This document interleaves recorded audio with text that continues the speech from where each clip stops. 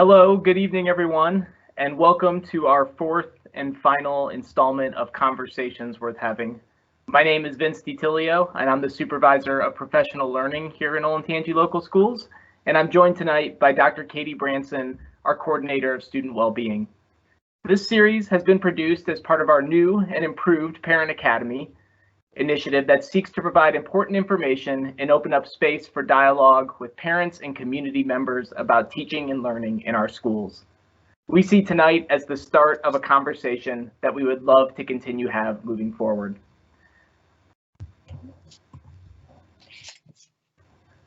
Our discussion tonight centers on the Olentangy Portrait of a Learner. This initiative has focused on capturing community input around the question, what do we want our students to be like as adults? The four dispositions represented in the document showcase the essential ways we would like to see our students showing up to our schools. and we work with them to develop these throughout the year. We believe that traditional academic knowledge and these dispositions are complementary, not competing aims. Tonight, we highlight the disposition of being curious. Curious learners seek out information, ask questions, and develop new ideas. It's long been known that curiosity serves learning, that curious people are more engaged, they're motivated to learn, and they want to understand things at a deeper level. But recently, researchers have begun to explore how curiosity impacts other aspects of learners' well-being. A recent study out of the University of Pennsylvania asked participants to respond to a series of curiosity statements on a scale of 0, not at all, to 10, very. Take a second and give these two a shot. Today, I view challenging situations as an opportunity to grow and learn. Everywhere I went today, I was looking out for new things or experiences.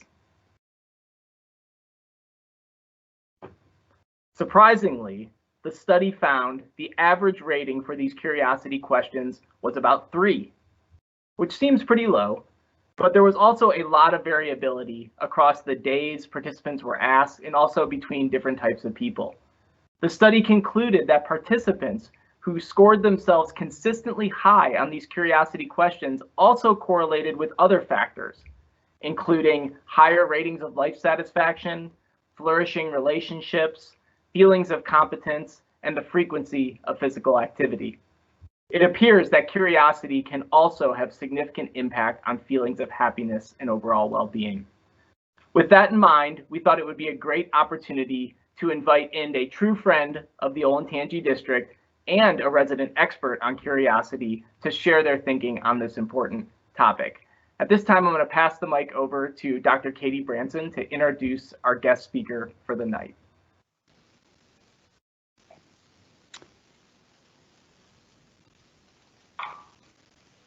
Thank you so much, Vince. I'd like to introduce tonight's guest speaker. We're so excited to have him here this evening.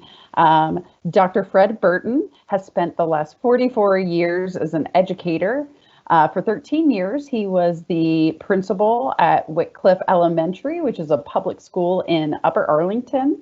He is currently an associate professor of education at Ashland University and a longtime faculty member at Harvard's Project Zero Classroom Summer Institute. He has also been a visiting education scholar for the Center of Creativity at the Columbus Art Museum. He regularly works with teachers and parents to promote a culture of thinking in order to help students think more deeply. His favorite role is that of a proud grandfather who is rediscovering the value and wonder of curiosity and play each day. Dr. Burton, thank you so much for joining us this evening. I'm thrilled to be here. Thanks for asking me. And Vince was correct in saying you are a true friend of the district. So we always enjoy our conversations with you. We are always really curious when we get to talk with you. So could you share a little bit about your experience and how you came to really appreciate the power of curiosity? Sure, I'd be glad to. Let me first say, though, very quickly, that I want to tip my hat to Olentangy for developing this portrait of a learner. I mean, purposeful, resilient, curious, kind. I mean, what else? Those are like the best things ever that I want my grandchild, I wanted my children, and that I try to be myself. I mean, I have a neighbor who scored in the 98th percentile in order to get to the University of Virginia, but I don't care, and neither does she. But I do care that she's a great neighbor, where she has all of these great dispositions that are in the portrait of the learner.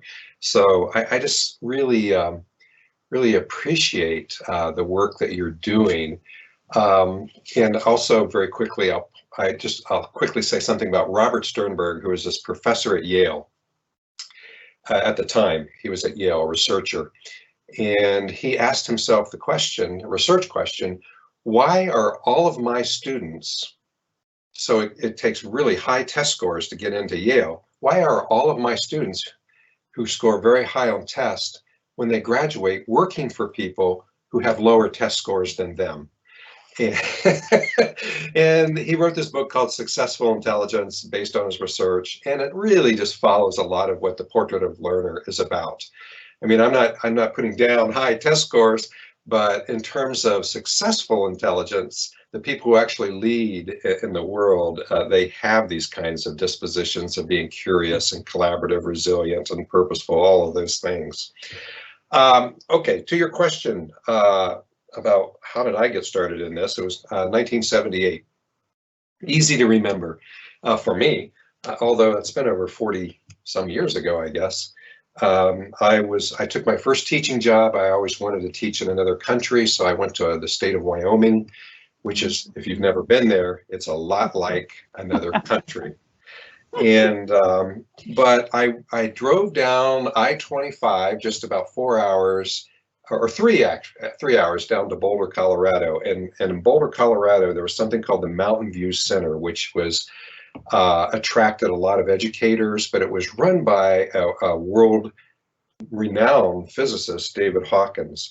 And it was a curiosity center. We went down there and studied for weeks, and they would put us in learning situations, and play was a big part of it. And developmental psychology says that play is children's work. That's how they learn.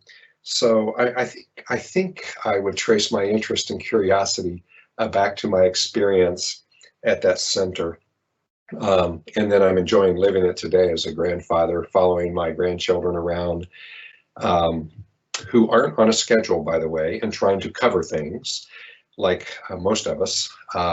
They have their own kind of interest, and I'm a kid watcher, and I like to follow them and have genuine conversations with them, which I think all parents can do that. That I've always thought that teaching is more about listening than it is about telling. And I certainly feel that as a parent, although I think I'm more successful at that as a grandparent than I was as a parent. But I think that's really important. I'll stop there. No, that's wonderful. Thank you. So you're talking about, you have experience as an educator, as a parent, as a grandparent. Why should parents or grandparents or teachers be concerned about their child's curiosity? Why do we care about curiosity? Yeah, and I think they probably should, I wouldn't say concerned, but celebrate their child's curiosity. One, developmental psychologists make it very clear that curiosity primes the brain for further learning, whether it's academic, whether it's relational, whether it's other things. So there's like this one center of the brain that releases dopamine. And when students or adults or anybody, human beings, are curious, dopamine is released. And so that's kind of a pleasure-oriented biochemical reaction. And anything that gives us pleasure, we want to do more of. And so it really primes the brain for learning.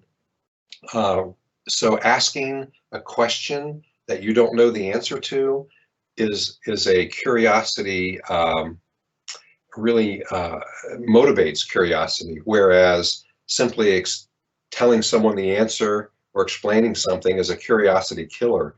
The dopamine goes way down. So if you're a parent and you don't know the answer to a question, fabulous. I mean, that's an opportunity for great things to happen and for learning to happen. So I certainly would encourage parents and teachers to not be hesitant or intimidated if a child or a student or whoever it is raises a question. That's an opportunity for learning. So it's, I think it's important for those kinds of reasons. So you talked a little bit about parents creating really these opportunities, and the research shows, especially educational research, it's really difficult to actually teach curiosity, but perhaps cultivating the conditions in Right. which children can be curious. Can you talk to us a little bit about what that looks like? Yeah, um, and I think it's really important to point out that you really can't make someone be curious. You can't teach them curiosity and then say, now go be curious. It just doesn't work that way. It's like love. You can't make someone love you. It's a choice that an individual has to make. But you can create, as you said, the conditions and for curiosity and cultivate it. And there are a lot of ways to do that. And I don't know if you want me to talk about some of those ways or. Yeah, please, if you could maybe share just some examples of what that might look like. Yeah, and I have to say too, and I will give you some examples. Um, but I have to say that sometimes I run across parents and teachers that say that I just don't have time, to do this. But really, I say to them, time is really all you have. You don't have anything but time. So you can't cultivate these things without an investment. I wish you didn't have to, but you do. It does take time. So one thing I would say, a couple things I have in mind. One is turn down the noise if you can. David Elkind, who was a psychologist years ago, wrote a book, and we actually, when I was a teacher in Upper Arlington, we brought him in to speak to teachers and parents, and it was called The Hurried Child. I think he could easily follow that up with the hurried adult now, because a lot of us as parents and grandparents feel rushed and pressured. But one of the things, that he talked about is that there's so much, it's almost like clickbait children, that there's so many things that are vying for our attention. I mean, you can't even go on the internet with all these pop-ups coming on, and corporations follow us very closely. They know our children as well as we do, I think. And so I think somehow you have to make some time to turn down the noise and not rush, and really let children be bored if necessary, because that boredom becomes like a springboard. And oftentimes as a parent, and I'm speaking as a parent and a grandparent as much as an educator tonight, I tended to have the temptation to rescue my children if they were bored. I almost felt like I had to be the one managing their interest if they were bored. When in fact, boredom is a way for one, your mind to rest a little bit and to wonder a little bit. And it's mind motivating. The brain doesn't care for being bored for very long, and so it will look for things. But we have to create the space and the time and be patient to let children be bored. So I think boredom can lead to curiosity. Don't be afraid of boredom. No more than don't be afraid to model for children. I mean, that's a really powerful thing, is modeling it, to be vulnerable and to think of mistakes as learning opportunities. I had this one teacher when I was working for Dublin City Schools for a while, or consulting with them. One teacher always asked his kids in his classroom, "Have you failed enough to make this good?" And I think what he was saying is, it's okay to not know things. It's okay to fail. It's okay to be vulnerable. And my message to parents would be, that's especially true for parents when you're with your child. Again, if you can model it by saying, "I don't know. I wonder about that. Let's think about that." And using language, the language of curiosity, that promotes curiosity. Language like, "I wonder if," I mean, just by saying that phrase, or the phrase when the child says something like, "What makes you say that?" it puts them into a cognitive frame. It's a really different frame than, "Well, here, be still. Let me just tell you what you need to know. But if you genuinely don't know, that's really an opportunity to learn something and to move forward.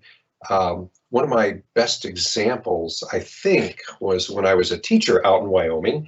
We had 7 one-room schoolhouses.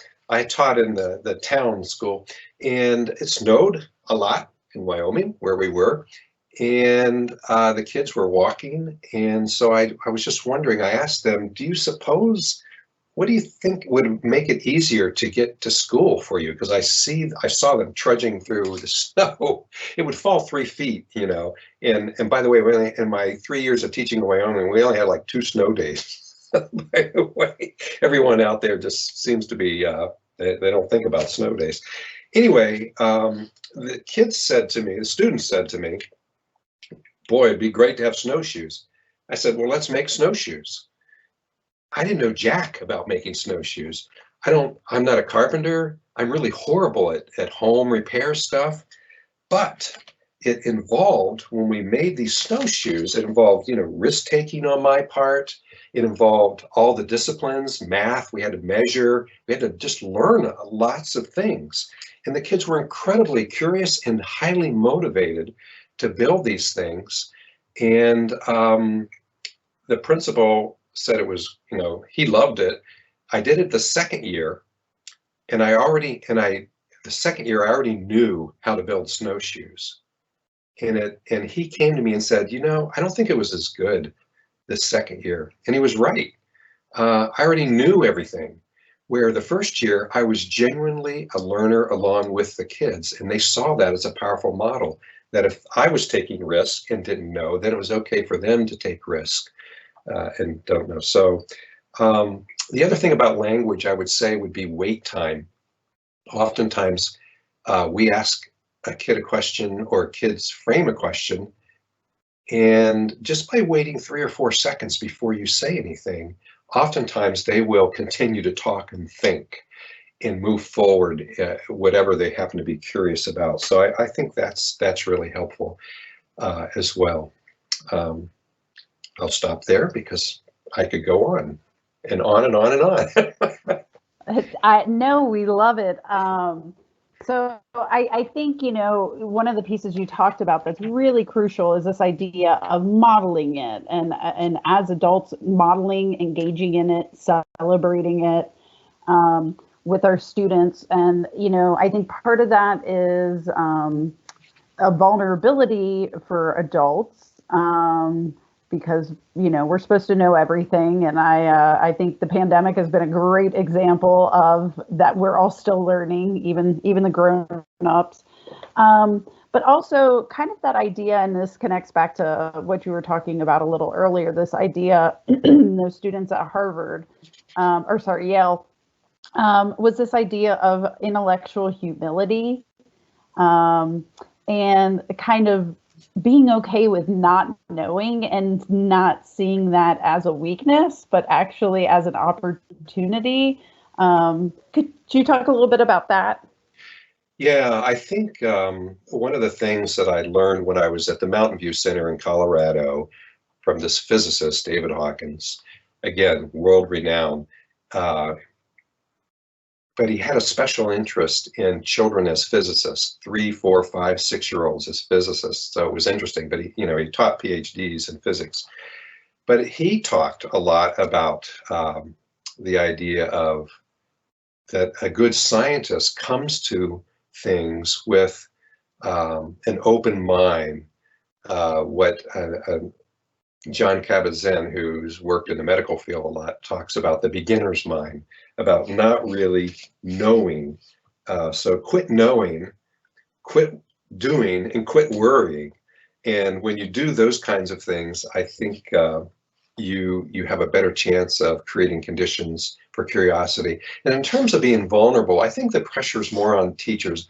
I think kids, as a parent and grandparent, I think they know we don't know all the answers, and we make enough mistakes in their lives all the time for them to be pretty certain. I think teachers maybe are under a little bit more pressure to do that, but I think not as much so for us as parents. Um, so I think a beginner's mind, I like what you said, humility goes a long way. And be playful and laugh when you make mistakes, because that's the only way you're going to learn. If you already know the answers to everything, you really haven't learned anything if you already know the answers. So we have to have that kind of disposition as parents of being not only vulnerable and humble, but be playful too with it. I mean, what's the worst that can happen to you, really? I mean, not much. Absolutely. I love that you say that. You know, we don't think about play enough, and sometimes maybe we even focus on it just for small children, but really, even as adults, play can be a process where we kind of get in that flow and just have fun and learn for the sake of learning. So I absolutely love that, and we definitely need to give ourselves permission to be more playful and more curious. Yeah, I mean, anthropologists talk about bad things happen in cultures where adults don't play, and so I mean that's not a good thing. And you know, here's just another thing that came into my mind for parents very quickly, and that is rather than ask them, because the question that when my own children came home from school, I would say, "What did you learn in school today?" or "Tell me about this," and that kind of thing. I would recommend, if I had a do-over, I would recommend questions like, what surprised you today at school? Or when did you feel joyful at school today? Or what are you wondering about now? Those are much more open-ended questions versus kind of closed-ended questions that have yes or no, or what'd you do at school today? Math. Okay, what in math? We did multiplication. And, you know, those are all just kind of closed answers, but the idea of what surprised you today, or where did you feel joy, or what are you wondering about now, primes kids to be thinking in that kind of way. They might look at you funny the first time or two or 10 times you do it, but after a while, I think you'll find that kids begin to play along and answer questions in an open-ended way. Perfect. Thank you so much. Unfortunately, we are getting close to that time. I know you are always helping us as a staff grow and learn and be curious and want to know more and just reflect on what we do. Thank you so much, Dr. Burton, for coming and talking to us tonight and sharing your stories, your experience, and such amazing strategies for parents that can go this evening and start to have those conversations with their child or grandparents with their children. So thank you so much, Dr. Burton, for coming this evening. Well, you're welcome. And again, even though, you know, I live in Upper Arlington, I taught in Upper Arlington, I was a principal in Upper Arlington, I am a big advocate of what Olentangy's been doing the last several years. And very excited for you and look forward to learning with you. Thanks. Thank you. Take care. And I'm going to turn it over to Vince, who is going to wrap up this evening with talking a little bit about some things you can do at home to inspire and cultivate curiosity. Yeah, well, thank you, Katie. And thank you so much to Fred. As Katie said, Fred has become a friend. Also, I think we all look at him as a mentor. He's worked with many of our teachers through professional development and different opportunities. And I think his experience across teaching, being an administrator, working with college age students, and also as a parent and grandparent really always resonate with us. I think the thing that sticks out to me with what Fred said is really that idea of modeling and showing up as a learner. And those 4 dispositions that you see in the Portrait of a Learner, we believe that those are equally important for teachers, for building principals, for our bus drivers, but also for parents in our community to really show up to situations looking to learn. And we know that when we show up curious, we definitely are looking to learn. So this little piece of the presentation, we've tried to share this each time, is just some conversation starters that you could use with your students and young people at home to get a conversation going about curiosity. And I don't know if you ask these exact same questions, but just asking your student and reflecting back on their week and also your week and how many of these things are true. You know, when did you get so absorbed in learning that you lost track of time, or get so absorbed even in a show or a book that you lost track of time? You know, when have you talked to someone who gave you a new idea, or better yet, even changed your mind on something? That's a form of curiosity. When you took initiative to learn more about one of your interests, whether that be bread baking you picked up in the pandemic, or you're really working on your short game on the golf course, like something that really drew your interest. And finally, maybe when you explored a completely new idea or topic just for the fun of it, like purely for, I think Katie said, for the sake of learning. I always think sometimes we don't give ourselves that space to do that. So maybe these questions can help you get that conversation started with your student. Again, tonight, we were here to discuss our fourth and final version of this series. We look forward really to continuing these conversations because we do think they are worth having.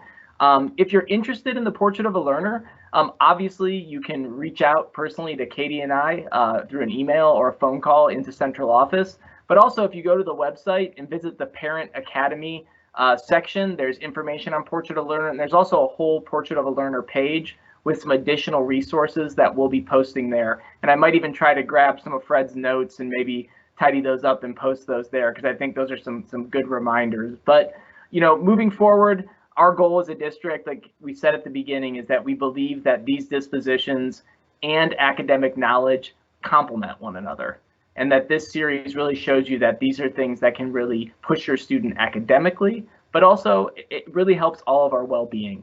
So with that said, we really thank you for attending tonight, whether you attended live or you watch this later on, and we look forward to continuing the conversation. Have a great night.